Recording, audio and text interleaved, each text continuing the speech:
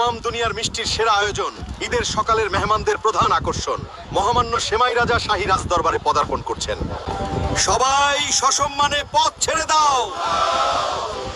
আজকের এই আনন্দের দিনে কোনো ঘর যেন মিষ্টান্নহীন না থাকে। কিসমিস মন্ত্রী, শাহী ভোজসভার আয়োজন নিশ্চিত করো।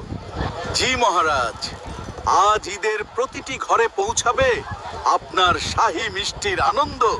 দোস্তরা, আমি তোদের কুরবানির গরু রে, আমাকে জবাই কর ঠিক আছে, কিন্তু আমার সামনে ছুরি ধার দিলে আমি ভয় পাই রে।